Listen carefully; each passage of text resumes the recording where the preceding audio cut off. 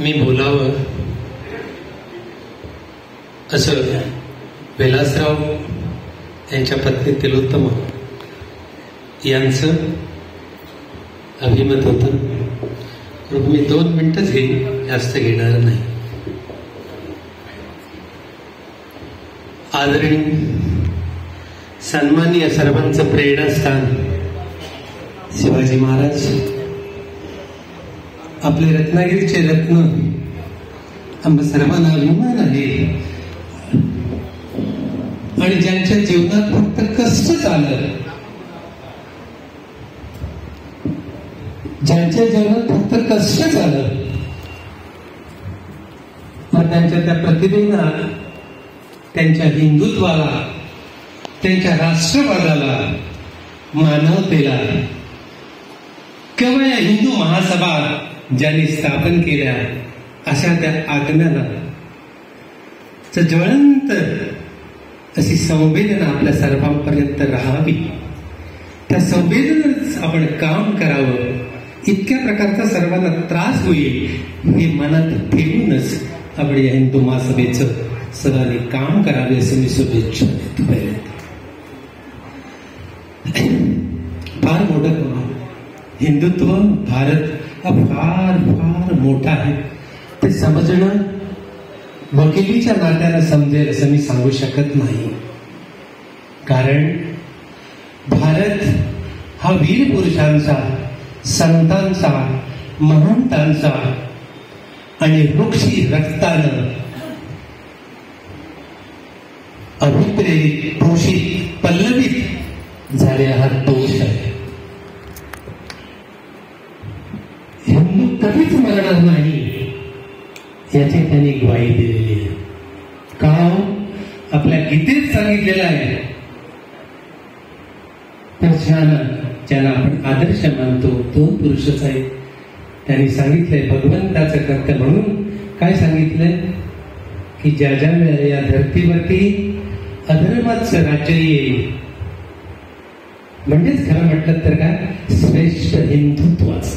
हिंदुत्व म्हणजे एक विचारसरणी, एक प्रेरणा सरणी आहे आणि एक जीवन लक्ष्य प्राप्त करण्याची मानवतेला अभिव्यक्ती आहे.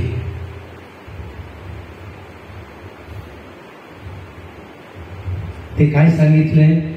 ज्या ज्या वेळा होईल यदा यदा धर्मस्य ग्लानिर्भवति भारत अभ्युत्थानं धर्मस्य परित्राणाय. जर तुम्ही या हिंदू सभेचे कर्मवीर, स्वातंत्र्यवीरान आणि हिंदू धर्माला जाणत असाल तर त्या परमात्म्याचे अंश बना. त्या अंशानं हिंदुत्वाचं रक्षण करण्याकरता त्या हिंदुत्वाला समजून घ्या, आकळून घ्या, हृदयामध्ये अंकित करा. आपल्या चालण्यात, बोलण्यात, प्रत्येक क्षणामध्ये ते आपल्यामध्ये अभिमानित व्हा. तरच त्या दैव आत्म्याला संतुष्टी मिळेल आणि मानवाचं प्रत्येक लक्ष म्हणजे या जीवनातच जे 84 लक्ष योनी संपल्यानंतर मानव जीवन मिळतं, त्याचं लक्ष म्हणजे काय? परमानंद प्राप्त करणं, योगत्व प्राप्त करणं, श्रेष्ठत्व प्राप्त करणं, अमरत्व प्राप्त करणं. हा हिंदू धर्माचा काय आहे? लक्ष आहे. या सगळं लक्ष घेऊन जाणाऱ्या सर्वांना मी प्रथम त्या मंचावरती आणखी आपण सर्व झाल्या त्या सर्वांना नमन वंदन करतो. तीच देवतुल्य आत्म्याला मी नमस्कार करतो. आपण या त्या आत्म्याला काय म्हणतो? ओम नमो अनंताय सहस्रमूर्तये सहस्रपादाय शिरोर्वाहे सहस्रनामे पुरुषाय शाश्वते सहस्रकोटी युगधारिणे नमः. आपण जर या अंशाला उत्तरित झालो, या अंशाला आपण कार्य करू तर नक्कीच सफल होऊ. हे नक्कीच आश्वासन आपल्या हिंदू धर्मातल्या झालेल्या सगळ्या संतांनी, महंतांनी आणि या सर्वांना देऊन ठेवला आहे. म्हणून असा हा हिंदवी देश, भारत देश अमर आहे आणि तो अमर राहून या जगावरती शस्त्राला नाही, शास्त्रानं नाही तर प्रेमानं, ममतेनं, बंधुत्वानं, दर्शनानं, साधुत्वानं, संतत्वानं राज्य करणारा असा हा देश आहे. म्हणून हा अमर देश आहे. आणि हा अमर देश 3 सागराने व्याप्त आहे. आणि स्वतः ईश्वरानं अवतार घेण्याची ही भूमी आहे. तेव्हा आपण सर्व भारतवासी आहोत याचा गर्व करा. आपण सर्व हिंदू आहोत. गर्वानं म्हणा, या मानवतेवरती, या भारत जन्मामध्ये आपण जन्म घेतला आहे. 3 गोष्ट मान्य करता लागतात. एक, या भारत तुम्ही जन्म घेणं. दुसरं, संस्कारिक परिवारात घेणं.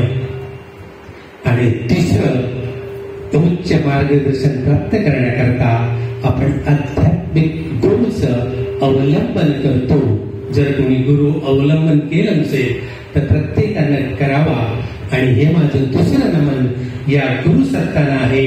ओम गुरु ब्रह्मा गुरुर्विष्णू गुरुर्देवो महेश्वरा गुरु साक्षात परब्रह्म तस्मै श्री गुरुवे नमः. अखंडमंडलाकारं व्याप्तं येन चराचरं तत्पदं दर्शितं येन तस्मै श्री गुरुवे नमः.